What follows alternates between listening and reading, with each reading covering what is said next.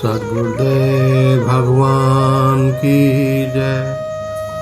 भगवान श्री कृष्ण अर्जुन से कहते हैं कि पहले के जो महान आत्मा अर्थात मोक्ष की इच्छा रखने वाले थे, उन्होंने भी इस ज्ञान को समझकर अपने कर्तव्य कर्म किए थे।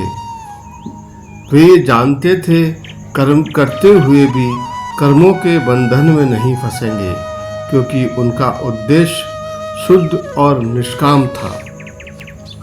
एवं ज्ञात्वा कृतं कर्म पूर्वेरपि मुमुक्षुभिः कुरु कुर्मेव तस्मात् त्वं पूर्वे पूर्वतरं कृतम्। भगवान कहते हैं कि इस प्रकार कर्म, अकर्म और विकर्म के वास्तविक स्वरूप को जानकर प्राचीन काल के मुमुक्ष भी कर्म करते रहे हैं। ज्ञात्वा अर्थात सही ज्ञान प्राप्त करने के बाद यह ज्ञान यह है कि आत्मा नित्य, अविनाशी और अकर्ता है और कर्म केवल शरीर और प्रकृति के स्तर पर घटित होते हैं। प्राचीन ऋषि मुनि और राजर्षियों ने भी इस सत्य को समझा कि यदि कर्म आसक्ति, अहंकार और फल की इच्छा से रहित होकर किया जाए तो वह कर्म बंधन का कारण नहीं बनता।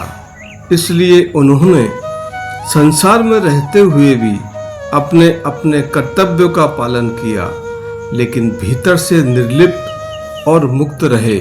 वे कर्म करते थे, परंतु कर्म का उनके ऊपर कोई अधिकार नहीं जम पाता था, क्योंकि उनका लक्ष्य सांसारिक सुख नहीं था।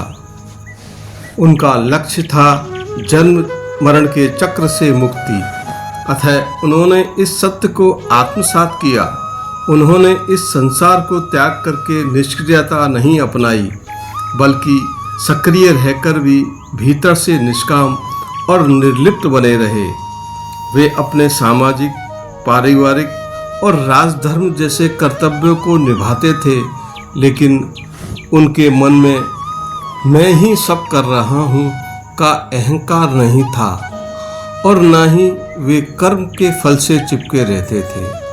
कर्म से भागना अज्ञान है, क्योंकि जीवन स्वयं कर्म में है और शरीर जीवित है तो कर्म अनिवार्य है, और कर्मों के फल में फंसना भी अज्ञान है, क्योंकि हम अपने को कर्म का कर्ता और फल का भोक्ता मान लेते हैं।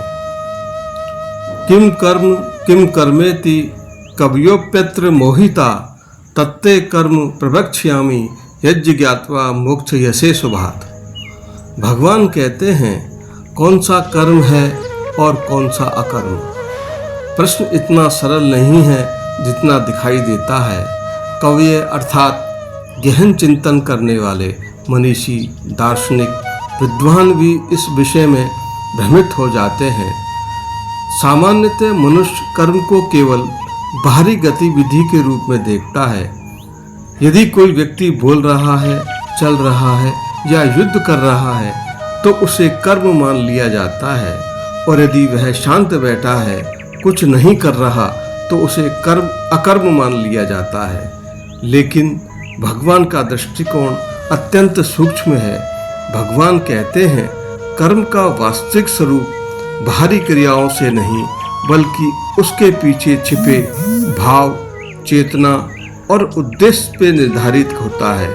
यदि कोई व्यक्ति बाहरी रूप से शांत बैठा है, परंतु उसके भीतर वासनाएं, इच्छाएं और मानसिक उथल-पुथल चल रही है, तो वह वास्तव में अकर्म नहीं है, वह मानसिक स्तर पे काम कर रहा है।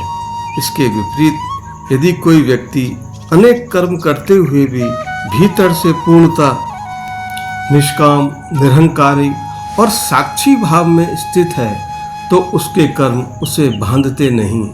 वह कर्म में अकर्म की अवस्था को प्राप्त होता है। यही कारण है कि इस विषय में विद्वान भी भ्रमित हो जाते हैं, क्योंकि केवल बाहरी नैतिकता या सामाजिक नियमों से निर्णय नहीं लिया जाता। कर्म का मूल्यांकन एक गहरे आंतरिक आयाम पर पैदा होता है। यदि मनुष्य कर्म के वास्तविक स्वरूप को समझ लेता है तो उसके जीवन का संपूर्ण दृष्टिकोण बदल जाता है। वह ये जान जाता है कि बंधन का कारण कर्म नहीं बल्कि कर्म के साथ जुड़ा हुआ अहंकार, मैं करता हूँ, और ममता, यह मेरा है की भावना है। शेष अगले भाग में। जय श्री कृष्ण।